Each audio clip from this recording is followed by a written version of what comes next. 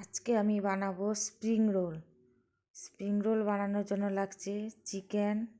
আমি 2 টুকরো চিকেনকে ছোটো ছোটো করে কেটে নিয়েছি। লাগছে বাঁধাকপি কুচি, বিনস কুচি, গাজর কুচি, ক্যাপসিকাম কুচানো, পেঁয়াজ কলি কুচানো, পেঁয়াজ কুচি, লঙ্কা কুচি, লাগছে আদা রসুনের পেস্ট, গোলমরিচের গুঁড়ো ও টমেটো সস। এবার একটি কড়াইতে রোল বানানোর পুরের জন্য লাগছে স্প্রিং রোলের পুরটা। এবার তেলটা গরম, কড়াইতে তেল দিয়ে দিয়েছি। এবার তেলটা গরম হলে এবার পেঁয়াজ দিয়ে দিয়েছি। পেঁয়াজটা একটু ভাজা হলে আদা রসুনের পেস্ট, কাঁচা লঙ্কা, তারপরে চিকেনটাকে দিয়ে দেবো। চিকেনটা একটু নেড়ে চেড়ে আমি একে একে সব রকম সবজিগুলোকে দিয়ে একটু হালকা নেড়ে চেড়ে ভেজে নেব। একে একে সবজিগুলোকে দিয়ে নেড়ে চেড়ে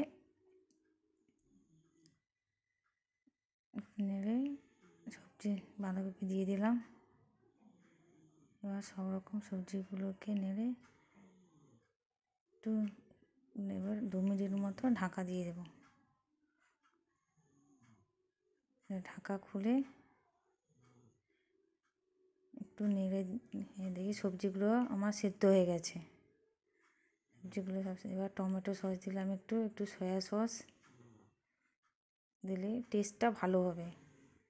একটু নেড়ে তারপরে শেষে আমি গোলমরিচগুলোটা শেষে দেবো। শেষে গোলমরিচগুলো দিয়ে নেড়ে আমি এবার একটু ভালো করে নেড়ে দিয়ে গোলমরিচটা যাতে সব দিকে মিশে যায়, মিশে নামিয়ে নেব। দেখুন আমার স্প্রিং রোলের পুরটি কত সুন্দর কালার এসছে। এবার স্প্রিং রোল বানানোর জন্য আমি 200 গ্রাম মতো ময়দা নিয়েছি, তাতে একটু নুন দিয়ে ছোটো গ্লাসে 1 গ্লাস জল নিয়েছি। জলটা দিয়ে আমি বাটারটা তৈরি করে নেব। বাটারটা দেখুন করে নিয়েছি। একদম মোটাও ঘনও হবে না, আর একদম পাতলাও হবে না। দেখুন বাটারটা দেখুন একদম পাতলাও না, একদম মোটাও না। আমি একটা তাওয়া নিয়েছি, তাওয়াতে একটা ছোটো বাটিতে হাফ বাটি মতন দিয়ে, বেশি বড় রুটি হবে না, রোলটা বেশি বড় দরকার নেই, ভাজতে হবে তো বেশি বড় করে লাভ নেই। মোটামুটি একটা গোল আইটেমে হলো।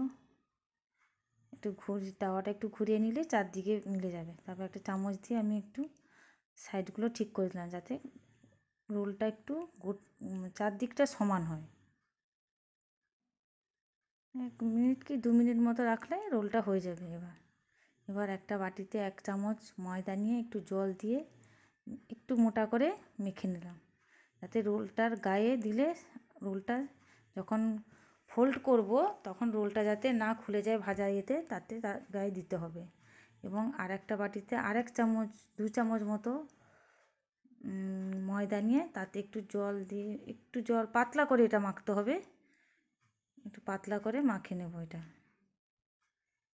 পাতলা করে মাখানো হবে। এখন আমি একদম পাতলা করেই মাখিয়ে নিয়েছি। এবার রুটিটাকে দিয়ে দিলাম, ওই রোলটার দিয়ে তাতে 2 চামচ পুর দেব।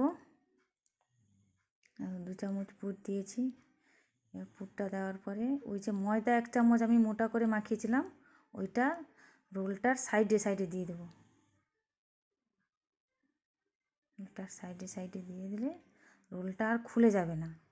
রোলটা যাতে না খুলে যায় তার জন্য। এবার 2 সাইড মুড়ে নিয়ে, এই সাইড দিলাম, এই সাইড মুড়ে নেব। মুড়ে তারপরে আমি প্লেটটাকে একটু ঘুরিয়ে নিলে দিয়ে ঠিক এইটা এই সাইড মুড়ে তারপরে এই সাইড মুড়ে নেব, আর এক সাইড মুড়ে তারপরে পুরোটা ঘুরিয়ে নেব। দেখুন কীরকম ঘোরানো হচ্ছে।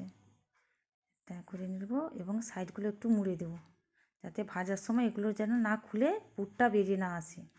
এবার ওই যে জলে একটা বাটিতে যে ময়দা পাতলা জল করে মাখিয়েছিলাম, ওটা মাখিয়ে নিয়ে ওতে ডুবিয়ে নিয়ে বিস্কুট গুঁড়ো মানে আমি ওই যে বাড়িতে যে টোস্ট বিস্কুট আছে ওই বিস্কুটকে আমি গুঁড়ো করে নিয়েছি, ওতে নিয়ে রেখে দিলাম। একটা আমার তৈরি হয়ে গেছে, আর একটা তৈরি করব।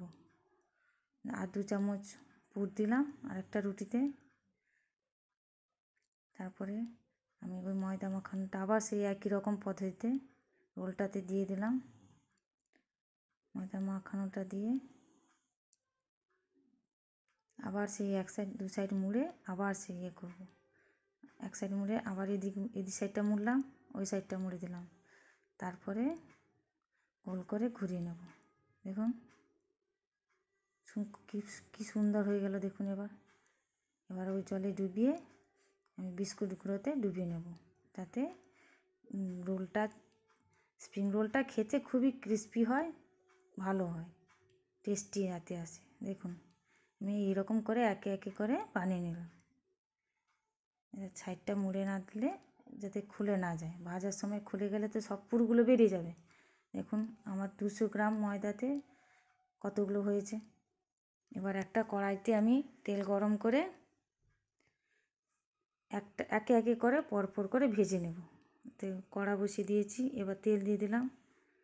তেলটা ভালো করে গরম করতে হবে, না হলে ভেঙে যেতে পারে। তেলটা গরম করতে সময় দিতে হবে। এই দেখুন কড়াতে তেল গরম হয়ে গেছে, ধোঁয়া উঠছে আমার। একে একে করে আস্তে আস্তে করে ছেড়ে দিলাম, একটা ছেড়েছি আর একটা ছেড়ে দিলাম। দেখুন তেলটা গরম হয়ে গেছে, ভালোই গরম হয়েছে তেলটা। এখন আমার এক সাইড কিন্তু ব্রাউন কালার চলে এসছে। ব্রাউন কালার করে করে একটু ভাজলে জিনিসটা খেতে খুব মুচমুচে, খেতেও খুব টেস্টি ভালো হবে। দেখুন এক সাইড হয়ে গেছে, আর এক সাইড আমি উল্টে দিলাম। আমার হয়ে গেছে, এবার আমি নামিয়ে নেব। দেখো আমার দুটো স্প্রিং রোল হয়েই গেল। একে একে করে এবার সবগুলো ভেজে নেব। দুটো হয়ে গেল, এবার করে আবার দুটো দিয়ে দেব। বেশি দেবো না, বেশি দিতে গেলে যদি ভেঙে যায়। আর দুটো দিয়ে দিলাম। এবার গ্যাসটা একটু কমিয়ে দেবো, যাতে একটু আস্তে করে হয়, কেননা তার ফট করে একটু ক্রিস্পি হবে। যাতে একটু আস্তে হলে একটু দেরি হবে সময় ভাজতে, জিনিসটা মচমচে ভালো হবে। দেখুন আমি একটু দেখো, এবার এক সাইড হয়ে গেছে, এটা এক সাইড হয়ে গেছে। এক সাইড আমার ব্রাউন কালার চলে এসছে।